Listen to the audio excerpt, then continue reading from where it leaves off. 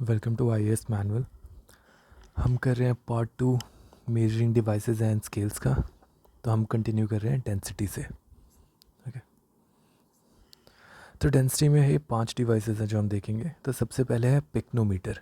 Pycnometer तो pycnometer and hydrometer दोनों density ही major करते हैं। बस डिफरेंस ये है कि पिक्नोमीटर लिक्विड्स एंड सॉलिड्स दोनों की डेंसिटी मेजर कर सकता है, बट हाइड्रोमीटर, हाइड्रो नाम ही है पहले, तो केवल लिक्विड की मेजर करता है डेंसिटी। तो pycnometer density of liquids and solids, hydrometer केवल डेंसिटी ऑफ लिक्विड्स। अब हाइड्रोमीटर जैसा ही साउंडिंग एक और डिवाइस होता है हाइग्रोमीटर। ठीक है, हाइग्रोमीटर हाइग्रोमीटर क्या करता है? ह्यूमिडिटी मेजर करता है। ह्यूमिडिटी, एटमॉस्फेयर में ह्यूमिडिटी कितनी है। ऊपर आ जाते हैं लैक्टोमीटर। लैक्टोमीटर तो लैक्टो जहाँ पे भी वर्ड होता है वो मिल्क से रिलेटेड होता है। ओके, तो लैक्टो क्या करता है? मिल्क की प्योरिटी मेजर करता है। ठीक है, by measuring its density. Density क्या होता है? घनत्व होता है। जैसे आयरन की डेंसिटी रबर की डेंसिटी से ज़्यादा होती है। डेंसिटी डिफाइन कैसे करते हैं? Mass upon volume. तो लैक्टोमीटर मिल्क की प्योरिटी। नेक्स्ट है विस्कोमीटर। तो नाम में ही है इसके विस्कोसिटी। तो it measures viscosity of a fluid. Viscosity क्या होती है वैसे हम आगे पढ़ेंगे, बट जनरल इंट्रोडक्शन आप देख सकते हो। किसी भी लिक्विड नीचे से ऊपर की तरफ अगर किसी लिक्विड को देखो तो वो लेयर्स में होती है, और एक लेयर दूसरी लेयर को मूव करने में रेजिस्टेंस ऑफर करती है, मूव करने नहीं देती। उसी को विस्कोसिटी कहा जाता है। ठीक है, जैसे हनी की विस्कोसिटी, शहद की विस्कोसिटी ज़्यादा होती है मिल्क से या वाटर से। नेक्स्ट है यूडियोमीटर। यूडियोमीटर तो ये वॉल्यूम ऑफ गैस जो चेंज करती है ड्यूरिंग केमिकल रिएक्शन उसको मेजर करता है कि गैस की वॉल्यूम में कितना चेंज हुआ है ड्यूरिंग अ केमिकल रिएक्शन। तो यूडियोमीटर को आप उडियोमीटर से भी याद कर सकते हो कि गैस कितना उड़ गया ड्यूरिंग केमिकल रिएक्शन। अब ह्यूमिडिटी पे आते हैं। तो अभी हमने देखा हाइग्रोमीटर। हाइग्रोमीटर क्या कर रहा था? Relative humidity of atmosphere. Next है साइक्रोमीटर। साइक्रोमीटर भी सेम काम करता है, रिलेटिव ह्यूमिडिटी ऑफ एटमॉस्फेयर। तो दोनों सेम काम करते हैं, hygrometer and psychrometer. Relative humidity क्या होती है? तो अगर आपके एटमॉस्फेयर की कैपेसिटी है 100 तक वाटर को एक्वायर करने की, ठीक है, जो एयर पैकेट्स हैं उनकी कैपेसिटी है कि मतलब टोटल 100 ही कैपेसिटी है कि इतने तक ये मॉइस्चर पैक कर सकते हैं अपने अंदर। ठीक है, ये फुल कैपेसिटी है। और करंट आपके एटमॉस्फेयर में केवल 60 तक ही पैक हो रखे हैं। ठीक है, तो इसको कहा जाता है रिलेटिव ह्यूमिडिटी कितनी कहा जाएगी आपकी? 60। कितनी है कंपेयर टू कितना पैक कर सकते हैं, उसको कहा जाता है रिलेटिव ह्यूमिडिटी। अब नेविगेशन में हम देखेंगे कौन कौन से डिवाइसेस यूज़ किए जाते हैं। जैसे हमारे जेट्स वगैरह में रेडार लगे होते हैं। ठीक है, उनको ट्रैक करने के लिए भी रेडार यूज़ किया जाता है। तो रेडार, सबसे पहले इसका फुल फॉर्म पता होना चाहिए, रेडियो डिटेक्शन एंड रेंजिंग। ठीक है, ये रेडार दिख रहा होगा। तो रेडार क्या करता है? तो रेडार रेडियो वेव्स यूज़ करके एयरक्राफ्ट, शिप्स, स्पेसक्राफ्ट, इन सबको डिटरमाइन करता है इनकी लोकेशन। ठीक है, उसको कहते हैं रेडार। अब रेडियो वेव्स क्या होती हैं? तो वैसे तो ये चैप्टर अलग है रेडियो वेव्स, पर जो हमारे ईएम स्पेक्ट्रम होता है, ठीक है, उसके अंदर बहुत सारी वेव्स होती हैं। रेडियो वेव्स, माइक्रोवेव्स, ठीक है, इंफ्रा, विजिबल, यूवी, एक्सरे और गामा। ठीक है, तो ये हमारी ईएम स्पेक्ट्रम में सारी की सारी वेव्स होती हैं। अब उसमें से रेडियो वेव्स जो होता है उसकी वेवलेंथ सबसे ज़्यादा होती है, इसीलिए वो कम्युनिकेशन वगैरह में उसमें डेटा बहुत ज़्यादा डाला जा सकता है, इसीलिए वो कम्युनिकेशन वगैरह में यूज़ किया जाता है। इसके बारे में हम आगे पढ़ेंगे, बस आपको रेडार में याद रखना है अभी कि रेडियो वेव्स यूज़ की जाती हैं। नेक्स्ट है सोनार। इसको सबमरीन वगैरह में यूज़ किया जाता है। ठीक है, ओशियन वगैरह में नेविगेट करने के लिए। तो सोनार का फुल फॉर्म क्या होता है? Sound navigation and ranging. Sound navigation and ranging. तो सोनार क्या करता है? सेम ऊपर वाले ये रेडियो वेव्स यूज़ करता था, ये अल्ट्रासोनिक वेव्स यूज़ करता है। ठीक है, अल्ट्रासोनिक क्या होती है? साउंड वेव्स होती है। ठीक है, साउंड वेव्स यूज़ करता है submerged objects in the oceans को लोकेट करने के लिए। एग्जांपल सबमरीन्स हो गया। ठीक है, दे यूज़ देम टू नेविगेट। अब नेक्स्ट आते हैं हमारी ईएम पे, इलेक्ट्रोमोटिव वेव्स पे। तो इलेक्ट्रोमोटिव वेव्स पूरा एक स्पेक्ट्रम होता है। ठीक है, क्या काम होता है उसका आगे देखेंगे। अभी देखते हैं हम क्या डिवाइसेस हैं उसके लिए। तो लक्स मीटर। तो लक्स मीटर का काम क्या है? इंटेंसिटी ऑफ लाइट को मेजर करना, मतलब कितनी लाइट एक जगह पे पड़ रही है उसको मेजर करते हैं।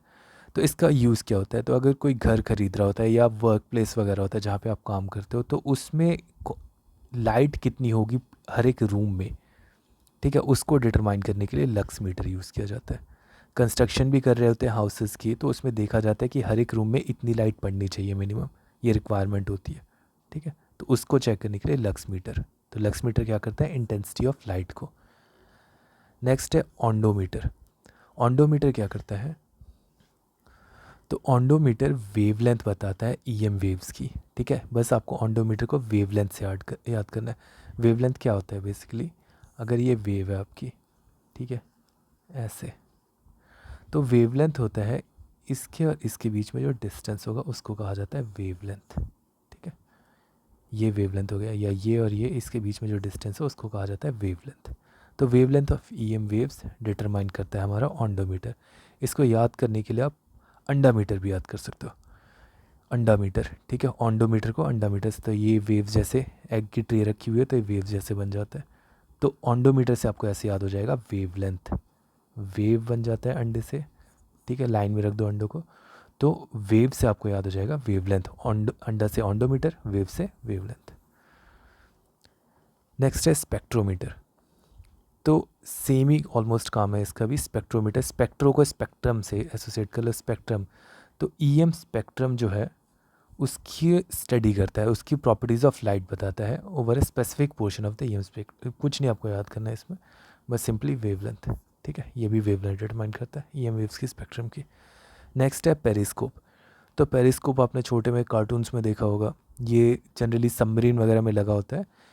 इसका काम क्या होता है बेसिकली? तो ये जैसे बच्चा देख रहे हैं यहाँ पे, ठीक है, तो इसकी लाइन ऑफ साइट ये है, बट ये एक्चुअली में कोई भी चीज़ लाइन ऑफ साइट अपनी चेंज करके यहाँ पे कर सकता है। यानी यहाँ पे कोई अगर ऑब्जेक्ट है तो वो इसको यहाँ से इस ऑब्जेक्ट को देख सकता है। ये डिवाइस होता है पेरिस्कोप।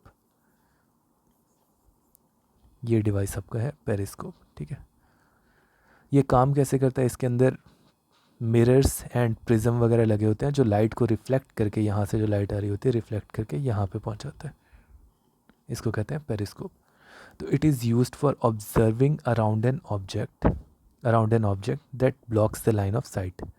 तो यहाँ पे जैसे नीचे ये कोई इस वाली इमेज में अगर आप देखो तो पानी के नीचे कोई ये देखने की कोशिश कर रहा होगा और उसकी लाइन ऑफ साइट ब्लॉक्ड है, ओशन के अंदर सबमर्ज्ड है वो, ठीक है, बट वो फिर भी ऊपर का देख पाएगा।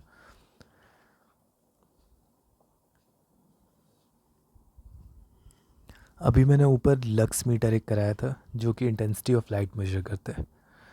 तो photometer and lux metre basically दोनों सेम ही होते हैं, तो इसको कोई याद करने की स्पेशल ज़रूरत नहीं है। फोटोमीटर एंड लक्स मीटर दोनों same basically intensity of light measure करते हैं।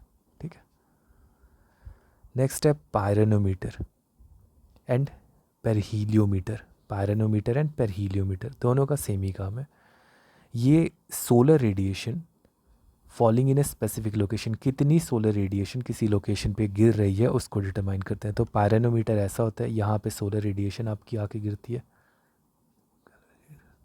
यहाँ पे, और यहाँ पे ये मेजर करके बताता है कितनी सोलर रेडिएशन गिर रही है। सेम पर हीलियोमीटर ऐसा होता है, ठीक है, इसमें सोलर रेडिएशन यहाँ पे आके गिरती है, ये बताता है कितनी सोलर रेडिएशन एक पर्टिकुलर एरिया में आके गिर रही है। तो पायरेनोमीटर एंड पेरहीलियोमीटर ये ज़्यादा इंपॉर्टेंट नहीं है, सेम काम होता है इनका। नेक्स्ट देखते हैं, ये नेक्स्ट इंपॉर्टेंट है अर्थक्वेक का।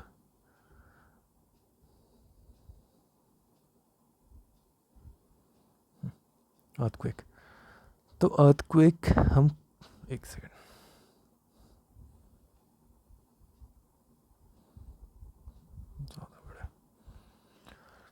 तो अर्थक्वेक पे हम क्या देख रहे हैं, रिक्टर स्केल या फिर मैग्नीट्यूड स्केल, दोनों को एक ही कहा जाता है। अगर कोई पूछे मैग्नीट्यूड स्केल कौन सा होता है तो वो रिक्टर स्केल ही होता है, ठीक है, रिक्टर स्केल या फिर मैग्नीट्यूड स्केल।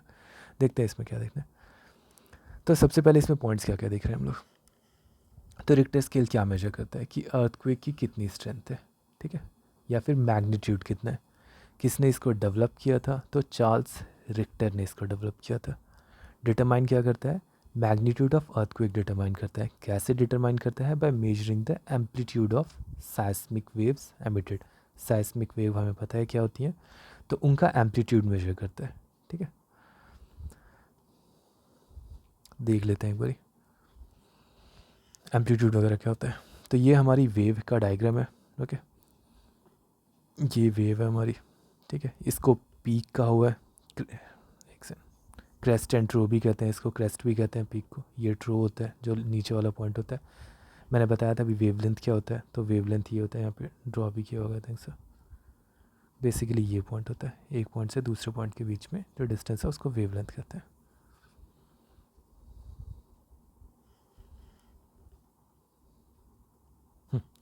तो हमें एम्पलीट्यूड देखना है, तो एम्पलीट्यूड क्या होता है, तो एम्पलीट्यूड आपका ये वाला पोर्शन होता है जो एक आपकी लाइन सेंटर से गई हुई है ऊपर तक का डिस्टेंस, इसको एम्पलीट्यूड कहते हैं।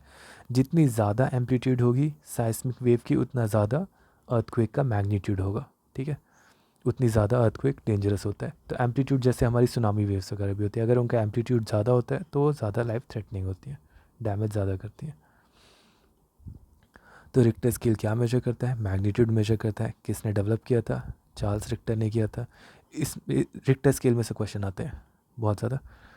डिटरमाइन क्या करता है, मैग्नीट्यूड ऑफ अर्थक्वेक कैसे, एम्पलीट्यूड मेजर करके। तो एक लॉगरिथमिक स्केल है, ये भी क्वेश्चन आता है कि इनमें से कौन सा लॉगरिथमिक स्केल है।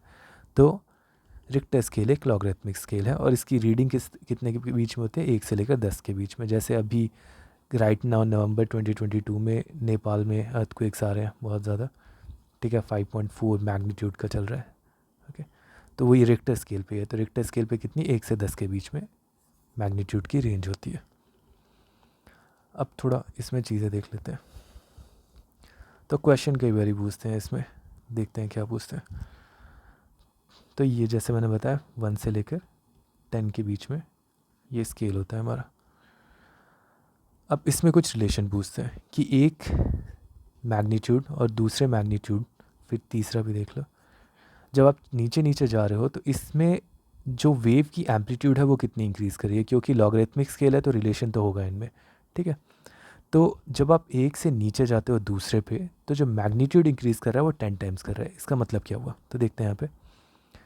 तो amplitude of a magnitude 6 earthquake is 10 times greater than the magnitude of 5 earthquake. तो अगर 5 अर्थक्वेक का मैग्नीट्यूड x आता है तो 6 का कितना आता है, 10x, ठीक है। 7 का आएगा 10 इंटू 10x, ठीक है। 8 का आएगा 10 into 10x, sorry 10 into 10x, ठीक है। तो 10 से इंक्रीज़ होता जा रहा है, बस ये देख लो, आपको 10 के फैक्टर से इंक्रीज़ होता है, यही क्वेश्चन आता है, ठीक है, कि क्या कितने से इंक्रीज़ हुआ है। तो इसमें एम्पलीट्यूड जो होता है एक स्केल से दूसरे स्केल में 10 से इंक्रीज़ होता जाता है। अब नेक्स्ट पूछते हैं कि जो एम्पलीट्यूड तो देख लिया हमने, अब जो एनर्जी हमारी साइस्मिक वेव ने रिलीज़ की है उसका कितना इंक्रीज़ हुआ है, ठीक है। तो एनर्जी का जो इंक्रीज़ होता है वो 32 टाइम्स होता है। अभी हमने 10 टाइम्स देखा था एम्पलीट्यूड का, 32 टाइम्स इंक्रीज़ होता है एनर्जी का, ओके। ये नेक्स्ट पॉइंट है हमारा। In terms of energy each whole number increase corresponds to an increase of about 32 times the amount of energy released, ठीक है। तो यही लिखा भी हुआ है, 7 मैग्नीट्यूड अर्थक्वेक की 32 टाइम्स होगी कंपेयर टू द 6 मैग्नीट्यूड के, और 6 मैग्नीट्यूड की 32 टाइम्स होगी कंपेयर टू द 5 मैग्नीट्यूड के। तो 32 इंटू 32 इंटू ऐसे इंक्रीज़ करता जाएगा। तो ये भी क्वेश्चन आया हुआ इसीलिए मेंशन किया हुआ है। तो मैग्नीट्यूड 1 जो होता है साइस्मिक वेव पे जो एनर्जी रिलीज होती है, it is equivalent to blowing up 6 ounces of TNT। TNT क्या होता है, ट्राइनाइट्रोटोल्यूम, एक्सप्लोजिव होता है। तो जो मैग्नीट्यूड 1 होता है हमारा अर्थक्वेक, उसमें जो एनर्जी रिलीज़ होती है it is equivalent to 6 ounces of TNT। ये क्वेश्चन एग्जैक्ट आया हुआ है। और ये यही मैंने बताया एनर्जी कितने इंक्रीज हो जाती है 32 टाइम्स। तो 2 पे कितनी होगी 32 इंटू 6 आउंसेस। 3 पे कितनी होगी 32 इंटू जो ऊपर वाले पे हुई है 32 इंटू 6 आउंसेस। तो 32 के फैक्टर से इंक्रीज़ करते जाएगी। ठीक है, ये कंप्लीट हुआ हमारा पॉइंट। नेक्स्ट है कि जो एनर्जी रिलीज होती है अर्थक्वेक में वो कौन से फॉर्म में होती है। पोटेंशियल एनर्जी होती है, काइनेटिक एनर्जी होती है, केमिकल एनर्जी होती है। तो सबसे ज़्यादा जो अर्थक्वेक में एनर्जी रिलीज़ होती है वो होती है काइनेटिक एनर्जी। उसके बाद होती है काइनेटिक एनर्जी, तो समझ गए वेव्स जो है। ठीक है, फिर नेक्स्ट है थर्मल एनर्जी। थर्मल एनर्जी कैसे है, जो रॉक्स वगैरह आपस में टकरा रही हैं, रगड़ रही हैं, उनकी वजह से thermal energy. And sound energy, जो रॉक्स के टूटने की वजह से, लेयर्स के टूटने की वजह से एनर्जी प्रोड्यूस होती है वो साउंड एनर्जी हो गई। तो सबसे ज़्यादा कौन सी होती है, काइनेटिक एनर्जी। तो अभी हमने देख लिया रिक्टर स्केल या फिर मैग्नीट्यूड स्केल। नेक्स्ट है साइस्मोग्राफ। तो जब अर्थक्वेक आता है तो एक सेम ड्रम टाइप का लगाया होता है, उस पर पूरे अर्थक्वेक की मैपिंग हो रही होती है। ठीक है, वो साइस्मोग्राफ होता है। It measure the intensity of earthquake. Question में बहुत बारी पूछा हुआ है कि इंटेंसिटी ऑफ अर्थक्वेक इसमें से कौन सा मेजर करता है, तो साइस्मोग्राफ ऑप्शन दिया हुआ था उसमें। अब टेम्परेचर पे आते हैं। तो थर्मो रेजिस्टर क्या होता है, तो थर्म और रेजिस्टर लगाया हुआ है इसमें। ठीक है, तो रेजिस्टेंस और टेम्परेचर का कुछ रिलेशन है इसमें, देखते हैं। तो थर्मो रेजिस्टर बेसिकली इसमें एक रेजिस्टेंस लगाया होता है, रेजिस्टर लगाया होता है, जो कि जो हमारा जो भी सर्किट है उसकी रेजिस्टेंस चेंज होती है जैसे जैसे आप टेम्परेचर इंक्रीज़ करोगे। ठीक है, और उसी रेजिस्टेंस से एक रीडिंग आ जाएगी जिससे पता चलेगा टेम्परेचर कितना इंक्रीज़ हो रहा है। सिंपली एक बार पढ़ लेते हैं। तो थर्मो रेजिस्टर क्या होता है, इलेक्ट्रिक थर्मोमीटर होता है। ठीक है, इसमें रेजिस्टेंस चेंज होती है विद चेंज इन टेम्परेचर, जिससे हम टेम्परेचर डिटरमाइन कर लेते हैं। नेक्स्ट है थर्मोस्टेट। आपकी AC वगैरह जैसे यहाँ पे दिख रहा है रिमोट, तो आपने टेम्परेचर सेट कर दिया, वो उतने ही टेम्परेचर मेंटेन रखेगा। ठीक है, उसे कहते हैं थर्मोस्टेट। नेक्स्ट देखते हैं पायरोमीटर। तो पायरोमीटर पे बहुत बड़ी क्वेश्चन पूछा हुआ है, क्या होता है ये। बेसिकली क्वेश्चन ऐसे आता है कि सन के सरफेस का टेम्परेचर किससे मेजर करोगे, तो पायरोमीटर उसका आंसर होता है। तो it measures high temperature of any body by measuring the thermal radiation emitted by the body. तो जैसे अगर ये हमारा सन है तो इसकी जो थर्मल रेडिएशंस है वो जाके यहाँ पे एंटर करेंगी और यहाँ पे रिजल्ट आ जाता है। तो it is also known as radiation thermometer. ये टेम्परेचर क्लोज टू कहीं 1500 कहीं 2000 डिग्री सेल्सियस लिखा होता है, कुछ भी अब उससे ज़्यादा मैटर नहीं करता। तो 2000 डिग्री सेल्सियस के अराउंड टेम्परेचर ये मेजर कर लेता है and it measures the temperature of sun. ये क्वेश्चन ही ऐसा आता है। ठीक है, नेक्स्ट है, अभी हमने देखा हाई टेम्परेचर के लिए क्या यूज़ करते हैं, पायरोमीटर। ठीक है, लो टेम्परेचर क्या के लिए क्या करते हैं, क्रायोमीटर, क्रायोजेनिक। क्रायो जहाँ पे भी होता है वो लो टेम्परेचर की बात कर रहा था, तो एक्सट्रीमली लो टेम्परेचर मेजर करने के लिए क्रायोमीटर यूज़ करते हैं। अब ये हमारे स्ट्रक्चर डिवाइसेस जो भी थे वो कर लिया। अब कुछ मिसलिनियस रैंडम देख लेते हैं, फिर ये चैप्टर ख़त्म हो जाता है। Geiger counter. तो गीगर काउंटर क्या करता है, रेडियो एक्टिविटी में बहुत सारे आयंस पार्टिकल्स वगैरह रिलीज़ होते हैं, उन वो बेसिकली इनको ये जो गीगर काउंटर है वो इनको ट्रैप करके मेजर कर सकता है। ठीक है, तो गीगर काउंटर का एक्चुअल क्या काम हुआ कि कितनी रेडियो एक्टिविटी किसी एरिया में है, इसको मेजर करने के लिए हम यूज़ करते हैं गीगर काउंटर, रेडियो एक्टिविटी को। नेक्स्ट है रेन गॉज। तो जैसा नाम है, रेन कितनी हो रही है उसको मेजर करने के लिए। सैक्रीमीटर, सैकरी से ही शुगर एसोसिएटेड होता है। ठीक है, शक्कर। तो saccharimeter concentration of sugar in a solution, कितना शुगर है किसी सॉल्यूशन में, इसको मेजर करता है सैक्रीमीटर। नेक्स्ट सेलिनोमीटर, इसका ऑपोजिट, सेलिन का मतलब सॉल्ट होता है, तो कितना सॉल्ट है वाटर में या किसी सॉल्यूशन में। नेक्स्ट है सेक्सटेंट। ये कभी यूज़ किया होगा आपने, इंजीनियरिंग ड्राइंग वगैरह ये सब होगी। तो सेक्सटेंट क्या करता है, angular distance between two visible objects, दो विजिबल ऑब्जेक्ट्स में कितना एंगल है। नेक्स्ट है स्पीडोमीटर, ये कर चुके हैं वैसे हम, speed of A vehicle. Spring balance क्या करता है, मैं इमेज दिखा देता हूँ, अपने आप ही पता चल जाएगा। ये स्प्रिंग बैलेंस होता है, यूज़ किया होगा आपने। ठीक है, यहाँ पे कोई भी वेट डाल दो तो ये बता देता है कितना वेट है उसका। यहाँ पे एक स्प्रिंग टाइप का होता है, वो ऊपर मूव करता है। नेक्स्ट है विंड वेन, ये डायरेक्शन ऑफ विंड बताता है। ठीक है, wind vane, direction of wind, यही होता है विंड वेन। नेक्स्ट है क्रेस्कोग्राफ। क्रेस्को का मतलब ये होता है समथिंग ग्रोइंग, तो ये ग्रोथ इन प्लांट्स बताता है। इसको इन्वेंट किसने किया था, ये भी क्वेश्चन पूछा हुआ एक बार, तो जगदीश चंद्र बोस ने। नेक्स्ट है हमारे लाई, झूठ जो भी होता है लाई, उसको डिटेक्ट करने के लिए हम दो टेस्ट हैं, ठीक है, झूठ बोल रहा है सच बोल रहा है ये डिटेक्ट करने की। तो इसके लिए दो टेस्ट होते हैं, एक है पॉलीग्राफ टेस्ट, एक है नार्को टेस्ट। ये कई जगह पे लीगल है, कोर्ट इसको एक्सेप्ट करता है, एडमिसिबल प्रूफ, कई जगह पे नहीं करता है। तो सबसे पहले पॉलीग्राफ देखते हैं। पॉलीग्राफ क्या है, ये जैसा आपको दिख रहा है येस और नो। तो पॉलीग्राफ में इन होती है, उससे आपके basically heart rate, blood pressure, ये सब चीज़ें कनेक्ट कर रखा होता है। तो आप जो भी आंसर करोगे उसके अकॉर्डिंग आपकी ये चीज़ें वेरी करेंगे और पता चल जाएगा आप येस और नो बोल रहे हो कि नहीं। ये रिस्पॉन्स कैप्चर करता है, ठीक है, येस और नो का आपका। तो उसे कहते हैं पॉलीग्राफ, लाई डिटेक्शन के लिए यूज़ किया जाता है।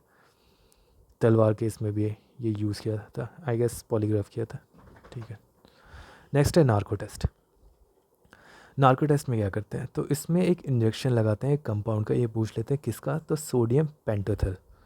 सोडियम पेंटोथल को ट्रूथ सीरम भी कहा जाता है, ठीक है। इसलिए सोडियम पेंटोथल करता क्या है, तो आपकी जो इनहिबिशन होती है, सेल्फ कॉन्शियसनेस होती है, उसको लो कर देता है। इससे आप बेसिकली आंसर करते टाइम ज़्यादा दिमाग नहीं यूज़ करते हो, ठीक है, एंड फ्रीली बोल पाते हो। तो ये नार्को टेस्ट भी यूज़ होता है। नेक्स्ट है कैरेटोमीटर। तो एक तो कैरेट होता है के से और एक कैरेट होता है सी से। तो अभी हम के वाले कैरेट की बात कर रहे हैं। तो के वाला कैरेट बेसिकली जैसे 24 कैरेट का गोल्ड है आपका, ठीक है, ये कैरेट की बात कर रहे हैं हम लोग। तो कैरेटोमीटर गोल्ड की प्योरिटी मेजर करता है के से, ठीक है। गोल्ड की प्योरिटी कैसे, यूजिंग एक्सरे। तो ये जैसे कैरेटोमीटर यही है डिवाइस जो है, ठीक है, इसमें गोल्ड यहाँ पे रखा भी हुआ है। तो ये एक्सरे से गोल्ड की प्योरिटी, मॉलिक्यूलर स्ट्रक्चर जो भी है, इसको मेजर करता है और बता देता है गोल्ड कितने कैरेट का है। और दूसरा होता है कैरेट सी से, ठीक है। ये सी वाला कैरेट डायमंड वगैरह में जैसे आपने देखा होगा इतने कैरेट का डायमंड है, ओके। तो ये कैरेट जो होता है ये हमारा एक वेट की यूनिट है, ठीक है। इसकी वैल्यू होती है 200 मिलीग्राम। ये दोनों यहाँ पे लिखा हुआ है। नेक्स्ट है एटमोमीटर या इवेपोरोमीटर। एटमोमीटर या फिर इवेपोरोमीटर, तो ये क्या करता है, रेट ऑफ वाटर इवेपोरेशन को मेजर करता है। लास्ट है हमारे नेफोस्कोप। नेफ क्लाउड से रिलेटेड होता है। तो ये क्या करता है, direction of motion and velocity of clouds को मेजर करता है नेफोस्कोप। तो ये चैप्टर ख़त्म होता है। इसको ख़त्म करने से पहले कुछ क्वेश्चंस दिखा देता हूँ जो रिसेंटली बेसिकली आइडिया आपको हो जाए। आफ्टर रीडिंग दिस चैप्टर आपको कहीं से भी कुछ पढ़ने की ज़रूरत नहीं है, it covers everything that can be asked from this unit. कुछ क्वेश्चन दिखा देता हूँ इसके। तो the velocity of wind is measured by, अब इसमें देखना है वेलोसिटी ऑफ विंड कैसे मेजर होती है। तो बैरोमीटर हमने देख लिया है, नहीं, प्रेशर के लिए होता है। फिर हमने सॉरी बी यहाँ पे एनीमोमीटर, एनीमोमीटर हमने देख लिया था, नीम से एसोसिएट किया था, नीम पे विंड लग रहा है, फोर्स टॉर्क, ठीक है। तो एनीमोमीटर था हमारी स्पीड ऑफ विंड के लिए। हाइड्रोमीटर भी देख लेते हैं। हाइड्रोमीटर क्या करता है, हाइड्रोमीटर हमारा डेंसिटी ऑफ लिक्विड बता रहा था, लिक्विड हाइड्रो हमने एसोसिएट किया था, ठीक है। और नेक्स्ट विंड वेन है, विंड वेन डायरेक्शन बताता है। तो हमारा आंसर हो गया एटमोमीटर, सॉरी एनीमोमीटर। नेक्स्ट है the device to measure electric current. तो हमने देखा था वोल्ट मीटर एंड पोटेंशियोमीटर, ठीक है, ये सेम थे वोल्टेज के लिए, ओके। फिर वोल्टामीटर देखा था, वोल्टामीटर था हमारा, वोल्टामीटर या कॉलोमीटर जिसको कहते थे, तो ये हमारा चार्ज बताता था इन कूलम, ठीक है। लास्ट हमारा बच गया एमीटर जो कि बताता है करंट इन अ सर्किट। तो ये हमारा आंसर हो गया एमीटर। ये यूपीपीएससी ऊपर वाला है, बीपीएससी मैंने बताया था ये पूछता है इनमें से, ठीक है। Which of the following thermometers is known as pyrometer. Pyrometer का भी मैंने आपको क्वेश्चन बताया था, ये पूछते हैं, ठीक है। तो पायरोमीटर में क्या कर रहे थे, थर्मल रेडिएशन से मेजर करते हैं कितना टेम्परेचर है उसका। तो ये हमारा हो गया रेडिएशन थर्मोमीटर्स।